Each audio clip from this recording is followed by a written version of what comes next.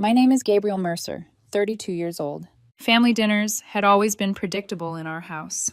A little too polished, a little too rehearsed, but this one felt staged from the moment I walked in. Mom had set the dining table with the good china, the fragile plates with faded gold rims that only came out for Easter, Christmas, or funerals. And tonight wasn't any of those, which meant something was coming. Sure enough, the moment I sat down, Dad lifted his glass with the posture of a man about to deliver a speech. His voice rang out, firm and ceremonial. Your brother's a provider, always has been. The words hung in the air like a blessing, and then came the applause. It wasn't polite clapping. It was an eruption, sharp and too eager, like the room had been waiting for this cue. Mom teared up. Jenna gave Ethan that sideways look, the kind reserved for heroes returning from war. Even my uncle, who hadn't clapped for anything since 1998, nodded as if he'd just witnessed history. I didn't clap. I leaned back in my chair, felt the stem of my wine glass cool against my fingers, and spoke clearly enough for the whole room to hear. Perfect. Then he can handle the $9,200 credit card balance I've been clearing for him. The silence that followed was surgical. Ethan coughed, sputtered, his San Pellegrino spilling across the table like acid. Jenna stiffened, lips parted. Mom made a noise caught between a gasp and denial. And Dad, the man who never looked surprised, looked at me as if I'd set the curtains on fire. I didn't move. The room had already shifted, the heat recalibrating around the truth I'd just dropped. Let me rewind. 6 months earlier, Ethan had called me in a rush, claimed his startup funds were frozen. Just a short-term snag, he said. He needed help for a few weeks. He couldn't get approved for a credit card because of a dumb tax thing. He begged me to co-sign, just for the rough patch. It'll never touch you, he promised. You can trust me. By the second month, minimum payment alerts buzzed my phone like gnats. By the fourth, debt collectors knew my name. Meanwhile, Ethan was jetting off to Tulum with Jenna, posting drone shots of sunsets. He bought new hiking gear he never used. I kept the statements.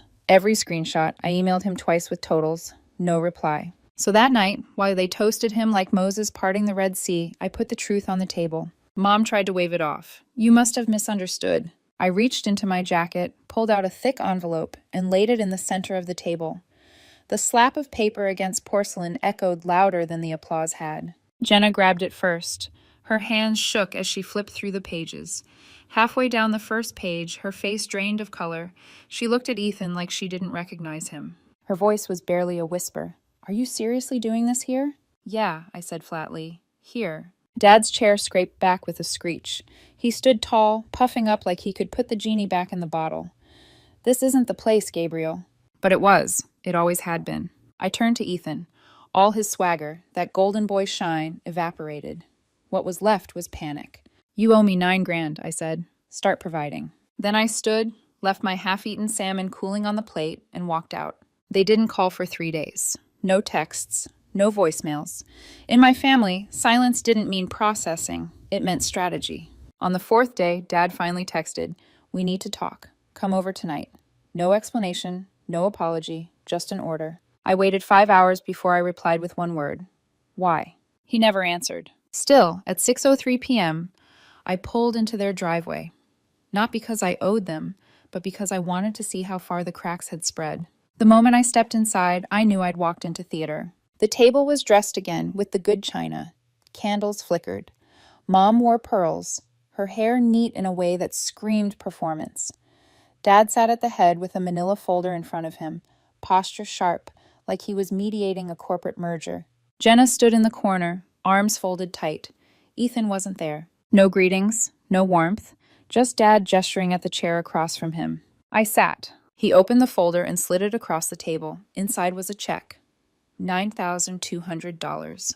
Exact. We want to resolve this like adults, he said, tone clipped. It was inappropriate to raise something so personal at a family gathering. I met his eyes. How many times should I have raised it in private before it became okay to say out loud? He didn't answer. Mom leaned forward, voice tremulous but rehearsed. Ethan's under pressure. He made some mistakes. He never meant for this to fall on you. I almost laughed. Want to see the receipts for the $600 headphones, or the drone, or the weekend trips right after he ghosted me? At that, Jenna flinched. Her eyes darted toward me, then down. That was when I knew she hadn't realized how bad it was. Mom tried to pivot, clinging to the script. The important thing is, the debt is handled. We can move forward. But Jenna's body stiffened. Slowly, she walked to the living room, picked up a duffel bag I hadn't noticed before. Her voice was quiet but steady. I'm done. I'm not spending another night pretending Ethan is someone he isn't. She looked at me. You were right. Then she walked out. No drama, no screaming, just gone. Mom's face crumpled. Dad stared at the check like it was a ransom note. He pushed it toward me again. This time I took it. Not because it fixed anything, not because I forgave. That check wasn't justice, it was a receipt. The cost of exposure. But exposure was only the beginning. That night, I sat at my desk and opened a new folder on my laptop. Ethan. Cleanup begins. I started scanning, saving, cataloging, screenshots, emails, payment records.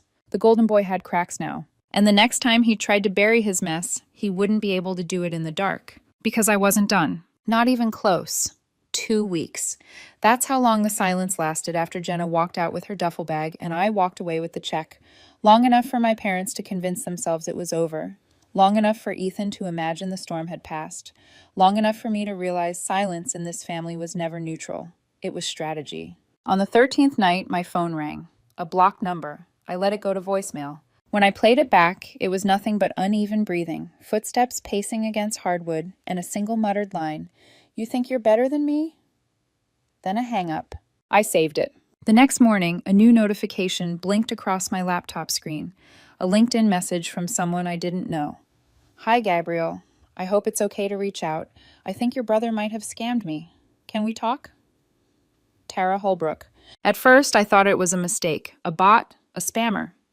But I Googled her. She was real. A UI designer with a portfolio of work I recognized from startups in San Diego. Legit. When I finally responded, she sent everything. And I mean everything. Apparently, Ethan had embedded himself into a women in tech startup circle. He pitched himself as a champion of inclusivity, building a fintech platform for underserved communities. He spoke like a messiah, promising equity, mentorship, girls in STEM donations. 3 women signed on. They agreed to work unpaid until seed funding came in. They built decks, drafted prototypes, pitched alongside him at mixers. Tara even designed a full investor presentation. Then, one day, he vanished. Slack workspace gone. Domain shut down. Email accounts deactivated. All 3 of them blocked on social media. Tara had found me through a reverse image search. Someone had tagged Ethan in an old family photo on Facebook. She followed the thread, landed on my profile, and took a chance. I didn't lie to her. I told her everything about the credit card, the broken promises, the check that felt like hush money. She didn't seem surprised, just tired. She asked me to send proof. In return, she sent hers. Slack exports, pitch decks, screenshots of invoices, even a receipt for the domain registration Ethan abandoned. That night, I created a folder on my desktop. Ethan. Digital Trail. I sat at my desk until 3 a.m., dragging files into neatly labeled subfolders. Statements, voicemails, Tara's exports, the breathing message. Every click of the mouse felt like tightening a screw. By the time I stopped, my desktop looked like a crime board. 3 days later, someone knocked on my door. It was Mom. I hadn't seen her in person since the dinner. She looked thinner, worn down, her eyes swollen from lack of sleep. She didn't ask to come in. She just stood in the doorway, clutching her purse like a life raft. Your brother's missing, she said. Her voice cracked. No calls, no texts. Even Jenna's blocked us. We don't know where he is. I folded my arms. And you're here to ask if I've said anything. Her silence was the answer. You're not angry at what he did, I said. You're angry I'm not covering for him. Gabriel. Her lip trembled. If this gets out, it will ruin us. People talk. The church. Your father's colleagues. Do you understand what this will do to our family name? I almost laughed. Our name. That was her priority. Not the women left unpaid. Not me drowning in debt collectors. The family crest. The facade. There are more women, I told her. Some are already building a case. One is considering the police. Her face went white. Don't make this public. I met her eyes steady. It already is. She faltered, clutching her purse tighter, then turned and walked away without another word. I shut the door and leaned against it, my chest tight. Not with guilt, but with a cold clarity. This wasn't about family anymore, it was about truth. 2 days later, the first spark ignited. An anonymous blog post surfaced in a local startup forum. It described a fake founder exploiting women in tech under the guise of allyship. It didn't name Ethan, but the details were unmistakable. The buzzwords, the timelines, the inclusive fintech lie. People in the community began connecting dots. A blurry photo appeared in the comments. Ethan at a mixer, smiling with a drink in hand. Others added their stories. Unpaid favors, borrowed money never returned, collaborations that vanished when invoices came due. Tara messaged me again that night. They're asking if this is Ethan. Should I confirm? I typed back, say whatever you need to. The truth is the truth. I refreshed the thread every 10 minutes. Each time, new stories appeared. Screenshots, names, proof. By dawn, the blog post had been shared 1,000 times. By noon, 10,000. And somewhere in that wildfire, Ethan's name appeared. Not from me, not from Tara, from someone else entirely. Once it was out, there was no pulling it back. But the storm didn't stop there. The next day, I got a message from a woman named Kay. Ethan had borrowed $2,000 from her for a supposed angel investment opportunity. He never paid her back. Then another message from a woman named Courtney.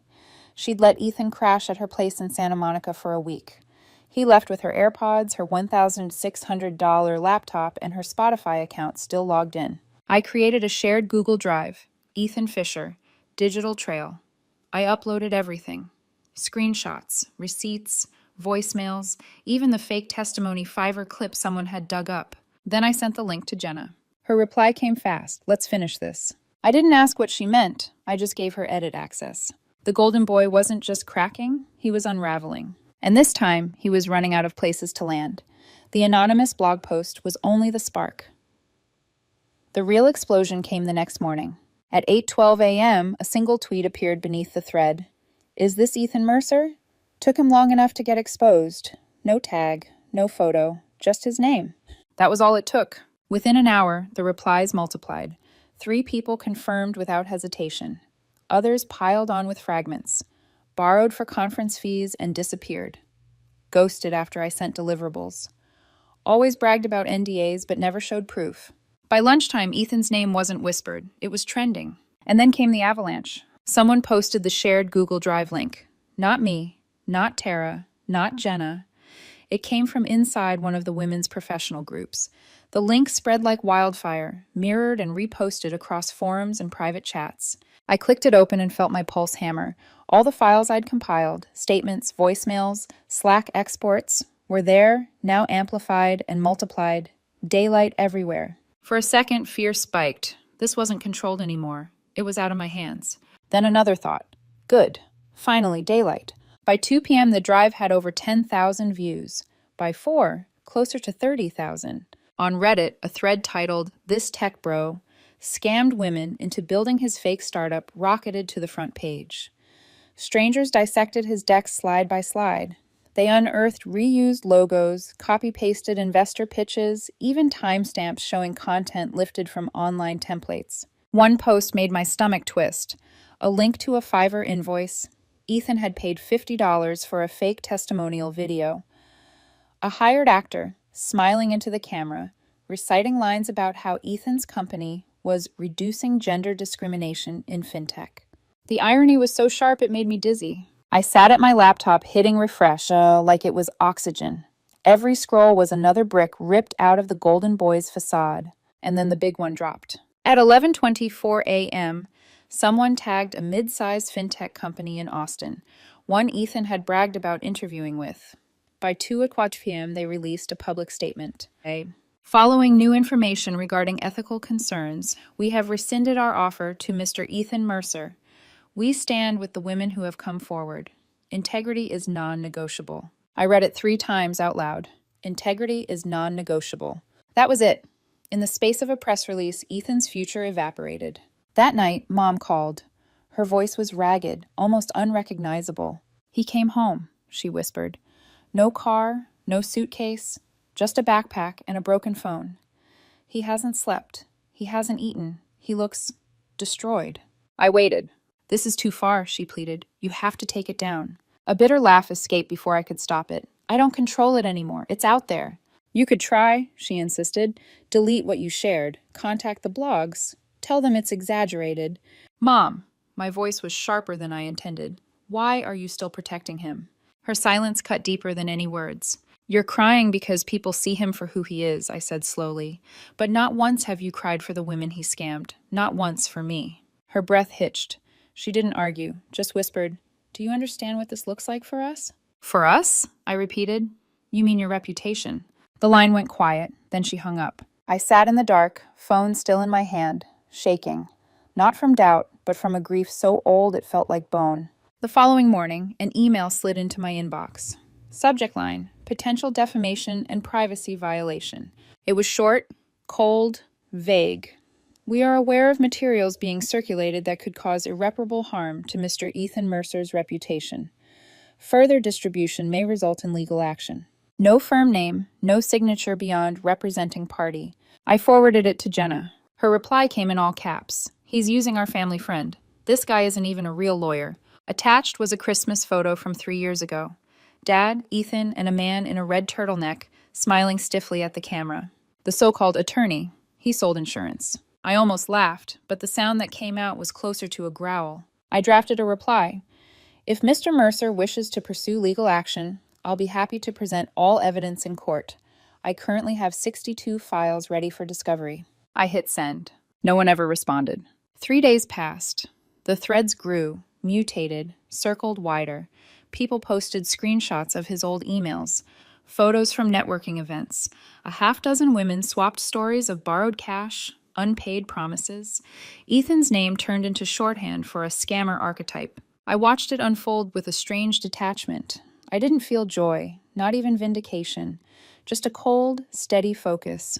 The golden boy's crown had been yanked off in broad daylight. But somewhere inside me, I knew this was only the middle. Because if exposure was this loud already, the real reckoning, the evidence buried deepest, was still waiting to surface. And when it did, it wouldn't just scorch Ethan. It would burn the whole family. The message from Jenna came late, just past midnight. Meet me tomorrow. No excuses. We met at a diner halfway between my apartment and her office. No small talk, no menu browsing. She slid something across the table, wrapped in one of Ethan's gray hoodies. Found it while packing up his stuff, she said. External hard drive. You'll want to see what's on it. I didn't open it there, just nodded, paid for her coffee, and carried the bundle home like it was radioactive. That night, I plugged it in. 49 folders appeared, each one named with chilling casualness. Bridge loans, pitch decks, voice notes, backups. I clicked bridge loans. The spreadsheet that opened made my stomach twist. Names, dates, amounts. Family, friends, colleagues, strangers.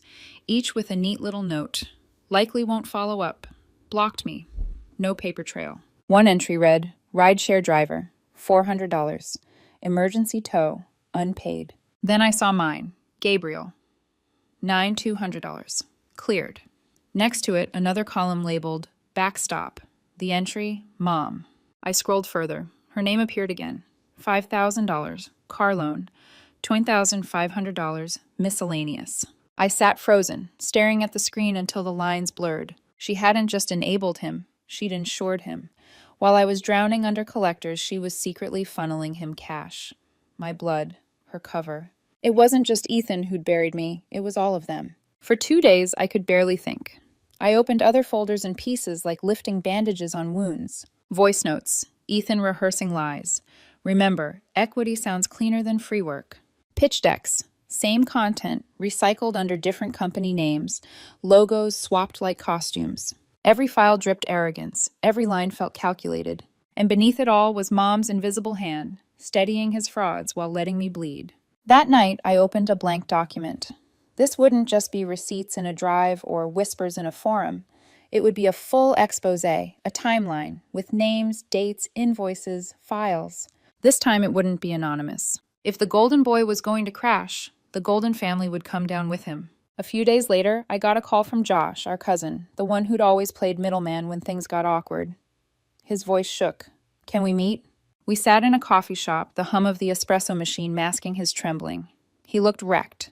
Dark circles, jittery hands, the hollowed-out look of someone who'd lost more than money. Turns out Ethan had borrowed $12,000 from him, told him it was for app development, promised a guaranteed 40% return. Josh had even convinced a coworker to invest alongside him. The worst part, Josh whispered, I never told my wife. And now my friend's threatening to sue me for fraud. I slid my laptop across the table, pulled up the spreadsheet, showed him the line, Josh, probably fold if cornered. Josh gave a strangled laugh. Not humor. The kind of laugh that breaks out when you realize you were never family in someone's eyes, just a pawn on a board. He wrote me down like a strategy, Josh muttered. His shoulders slumped. I copied the files for him, pushed the drive toward his side of the table. Better she hears it from you now, before it surfaces another way. He nodded, tears gathering, but unshed. That same night, there was a knock at my door. It was Dad, alone, no mom, no Ethan, just him. He looked older than I'd ever seen him, the years of denial etched deep in his face. Can I come in? He asked quietly. We sat at my kitchen table. I poured him coffee he didn't touch. He slid an envelope across the table. Inside was a check for $15,000. What's this for? I asked. To cover whatever else Ethan did. His voice cracked. I don't want to know the details. I stared at him. It was never about the money. His eyes dropped to the tabletop. His hands trembled. I know. We sat in silence for a long time. Then he said, barely above a whisper, I don't want this to go on forever. It was the first honest sentence I'd ever heard him say. I'm publishing it, I told him. The expose. It's already written, already scheduled. He closed his eyes, exhaled like he'd been carrying a weight that had finally crushed him. When he opened them, there was no fight left. Do what you need to do, he said. Then he left. 2 hours later, my phone buzzed. A text from Mom. We're cutting ties with Ethan. Please don't publish. It's over. I stared at the words, my chest tightening. It wasn't over. Not yet. Because the story wasn't just Ethan's, it was mine. And for the first time in my life, I was going to make sure it was heard by everyone. The expose went live at exactly 9:01 a.m. on a Monday. I hadn't slept the night before. I read it again and again, checked every screenshot, every attachment, every note, triple-checked the tone, not bitter, not theatrical, just precise, clean, surgical. The headline was simple, The Golden Child, a family's silence, a brother's lies, and the cost we all paid. It began with the $9,200. Then expanded, the unpaid women who built his ghost startup, the fake testimonials, the bridge loan spreadsheet with 46 names, receipts, timelines, amounts. Nothing embellished, nothing withheld. By 9:47, it was on Reddit. By noon, it had spread to LinkedIn, Medium, private Facebook groups. Someone captioned it. We always knew there was a guy like this. We just never had proof until now. Within 24 hours, it had been shared more than 70,000 times. At 4:00 p.m., an email hit my inbox. A podcast asking if I'd come on to talk about narcissistic family systems and financial abuse. I didn't respond. I hadn't written this to become anyone's symbol. I just wanted people to know. And now they did. That night, silence broke from my parents, but not in the way I'd hoped. No calls, no voicemails, just an email. We've read what you published. We are deeply hurt by your decision to make private matters public. For now, we believe it's best to end all contact. That was it. No acknowledgement of Ethan's victims, no apology, no regret, just a cold severing of me. I stared at the screen for 5 seconds, then archived it and muted their addresses. I had already blocked their voicemails. I didn't cry. Because the truth was, I hadn't lost them in that moment. I'd lost them years ago.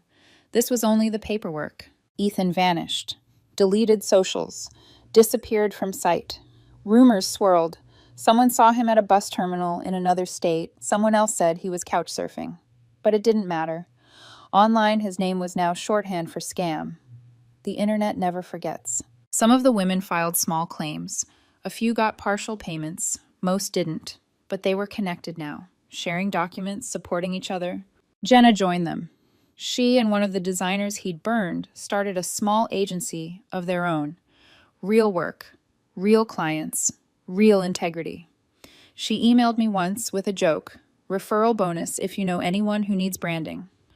For the first time in months, I laughed. Josh, the cousin Ethan scammed for $12,000, called a week later. Said he'd told his wife everything. Said it was brutal, but they were working through it. His voice cracked when he thanked me. You saved me from giving him more, he said. For once, gratitude didn't feel like a wound. Then came the envelope. Handwritten, no return address. Inside was a folded sheet of paper, no greeting, no signature, just 7 words in my mother's hand. I should have protected you. I'm sorry. I held it a long time, fingers trembling. It didn't undo years of silence, didn't erase the way they'd made me the villain for refusing to cover Ethan's lies. But I kept it, not because I forgave her, but because it was proof I hadn't been imagining it all. Proof that someone, at least once, had seen me. The golden child wasn't just exposed, he was finished. And with him, the version of me who played along, stayed quiet, swallowed rage in exchange for peace. That version was gone too. They cut me off, and it was the greatest gift they ever gave me. Now I live clean. I live honest. I live loud. And I never clean up after liars anymore.